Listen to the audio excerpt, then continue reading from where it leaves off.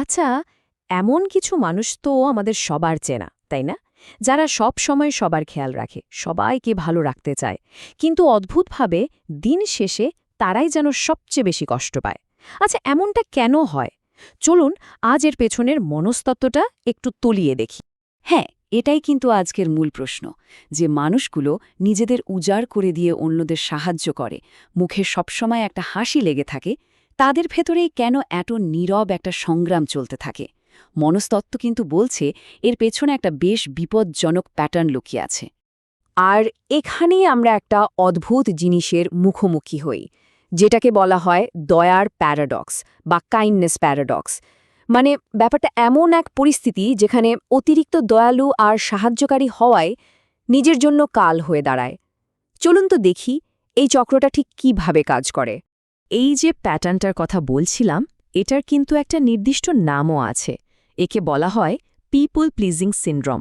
আর মনে রাখতে হবে, এটা শুধু কারো ব্যক্তিত্বের একটা দিক নয়, বরং এটা একটা আস্ত মনস্তাত্ত্বিক ফাঁদ। এর মূল চালিকা শক্তি কি জানেন? ভয়। হ্যাঁ, ভয়। এই ভয়ই একজন মানুষকে নিজেই প্রয়োজনকে পাত্তা না দিয়ে অন্যদের খুশি করতে বাধ্য করে। তাহলে প্রশ্ন হল, কিভাবে একজন দয়ালু মানুষের এই গুণটাকে অন্যরা এমন সহজলভ্য ধরে নিতে শুরু করে? দেখুন, প্রক্রিয়াটা কিন্তু ধাপে ধাপে এগোয়। শুরুটা হয় সবসময় হ্যাঁ বলা দিয়ে, আর নিজের জন্য কোনো সীমারেখা বা বাউন্ডারি তৈরি না করার মাধ্যমে। এরপর কি হয়? ধীরে ধীরে চারপাশের মানুষ এটাকে স্বাভাবিক ভাবতে শুরু করে, আর ঠিক তারপরেই আসে শেষ ধাপটা। একটা সময় পর এই দয়া আর কোনো উপহার বা বিশেষ গুণ থাকে না, এটা সোজা তাদের প্রত্যাশায় পরিণত হয়। আচ্ছা, এবার তাহলে সবচেয়ে জরুরি বিষয়টাতে আসা যাক। অনেকেই কিন্তু দয়া আর পিপল প্লিজিংকে গুলিয়ে ফেলে, কিন্তু সত্যিটা হলো এই দুটো মোটেও এক জিনিস নয়। এদের মধ্যে একটা সূক্ষ্ম কিন্তু বিশাল পার্থক্য আছে, যেটা বোঝাটা খুবই জরুরি। পার্থক্যটা কোথায় জানেন? পার্থক্যটা হলো এর পেছনের প্রেরণায়। দেখুন, আসল দয়া আসে নিজের ভেতরের মূল্যবোধ আর শক্তি থেকে। এটা একটা সচেতন সিদ্ধান্ত। অন্যদিকে পিপল প্লিজিংয়ের জন্ম হয় ভয় থেকে, প্রত্যাখ্যাত হওয়ার ভয়, ঝামেলা এড়ানোর ভয়, বা লোকে কি বলবে সেই ভয়। আর ঠিক এই কারণেই হয়তো মন থেকে না বলতে চাইলেও মুখে হ্যাঁ বলতে হয়। কথাটা খুব গভীর, তাই না? না বলতে না পারলে দয়াই জেলখানা হয়ে যায়। মানে যখন নিজের ইচ্ছার বিরুদ্ধে গিয়ে ক্রমাগত শুধু হ্যাঁ আর হ্যাঁ বলতে হয়, তখন নিজের দয়াই যেন নিজের জন্য একটা জেলখানা তৈরি করে ফেলে। মানুষটা তখন নিজের তৈরি করা সেই অদৃশ্য খাঁচান নিজেই বন্দী হয়ে পড়ে। এই যে অনবরত হ্যাঁ বলা, নিজেকে এভাবে দমন করে রাখা, এর কিন্তু একটা বিশাল মূল্য চোকাতে হয়। এর এমন কিছু মারাত্মক পরিণতি আছে যা শুধু মনের ওপরই নয়, শরীরের ওপরেও সরাসরি প্রভাব ফেলে। প্রথম আর সবচেয়ে বিপজ্জনক পরিণতিটা হল আবেগ দমন করা। ভাবুন তো একবার, যখন সবসময় অন্যদের খুশি রাখার মিশনে নামা হয়, তখন নিজের রাগ, কষ্ট, হতাশা, বিরক্তি এই সব অনুভূতিগুলোকে কোথায় রাখা হয়?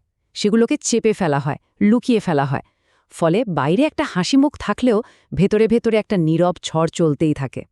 আর এই যে লুকিয়ে রাখা আবেগগুলো, এগুলো কিন্তু মোটেই হারিয়ে যায় না, উল্টে এগুলো শরীরের ওপর প্রভাব ফেলতে শুরু করে। গবেষণা বলছে, দীর্ঘদিন ধরে এভাবে আবেগ চেপে রাখলে সেটা ডিপ্রেশন, অ্যাংজাইটি, ক্রনিক স্ট্রেস, এমনকি মাইগ্রেন বা ঘন ঘন অসুস্থ হওয়ার মতো শারীরিক সমস্যা হিসেবেও বেরিয়ে আসে। শরীর যেন নিজেই জানান দিতে শুরু করে যে আর নেওয়া যাচ্ছে না। এর আরেকটা ভয়াবহ ক্ষতি হল নিজের পরিচয়টাই হারিয়ে ফেলা।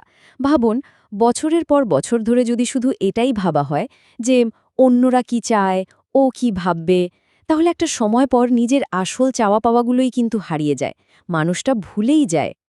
আর ঠিক তখনই একটা ভয়ঙ্কর শূন্যতা তৈরি হয়। যখন নিজেকে প্রশ্ন করা হয়, আচ্ছা, আমি আসলে কি চাই, তখন আর কোনো উত্তর খুঁজে পাওয়া যায় না। মনস্তত্ত্ববিদরা এই অবস্থাকে বলেন আইডেন্টিটি ইরোশন। মানে নিজের আসল সত্তা বা আমিত্বটাই যেন ধীরে ধীরে ক্ষয়ে যেতে থাকে। আচ্ছা, এবার আমরা এমন একটা দিকে যাব যা শুনতে হয়তো একটু অস্বস্তিকর লাগতে পারে। কারণ অনেক সময় পিপল প্লিজিংয়ের গভীরে এক ধরনের অচেতন কৌশল, মানে একরকম ম্যানিপুলেশনও কাজ করে। ব্যাপারটা কি? পিপল প্লিজিং আসলে অনেক ক্ষেত্রে অন্যেরা আমাদের কিভাবে দেখছে সেটা নিয়ন্ত্রণ করার একটা সূক্ষ্ম চেষ্টা। হ্যাঁ শব্দটাকে একটা হাতিয়ারের মতো ব্যবহার করা হয়। কেন? যাতে সবাই পছন্দ করে, প্রশংসা করে আর কেউ যেন খারাপ না ভাবে। সোজা কথায় এর পেছনে লুকিয়ে থাকে অন্যের অনুমোদনের তীব্র আকাঙ্ক্ষা। তাহলে সমাধানটা কি? সমাধান কি হঠাৎ করে স্বার্থপর বা রাগী হয়ে যাওয়া? না, একদমই না। সমাধানটা লুকিয়ে আছে সুস্থ একটা সীমানা বা হেলদি বাউন্ডারি তৈরি করার মধ্যে। আর এটাই কিন্তু প্রকৃত দয়ার আসল পথ। এই কথাটা মাথায় গেঁথে নেওয়া খুব জরুরি। না বলাটা কোনো নিষ্ঠুরতা নয়, এটা হলো সততা, নিজের প্রতি সততা এবং অন্যের প্রতিও। যখন কোনো কিছু করা সত্যি সম্ভব নয় বা করার ইচ্ছে নেই, তখন সেটা সরাসরি জানিয়ে দেওয়াই তো আসল সততা, তাই না? সুতরাং আসল লক্ষ্যটা কিন্তু রাগী বা স্বার্থপর হওয়া নয়, আসল লক্ষ্য হল আত্মসম্মান বোধ তৈরি করা।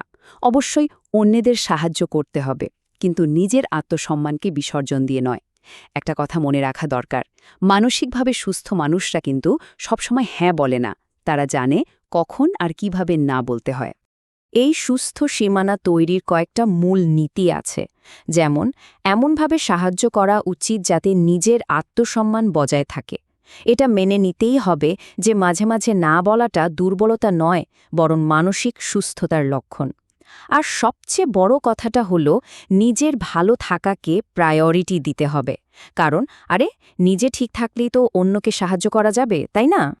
শেষ করার আগে চলুন এই প্রশ্নটা নিয়ে একটু ভাবা যাক। যদি সবসময় অন্যদের খেয়াল রাখতে গিয়ে নিজেকেই শেষ করে ফেলা হয়, তাহলে লম্বা সময় ধরে অন্যদের সত্যিকারে যত্ন নেওয়ার শক্তিটা আসবে কোত্থেকে? আসলে নিজের প্রতি দয়া দেখানোটাও কিন্তু সবচেয়ে জরুরি দয়ারই একটা অংশ।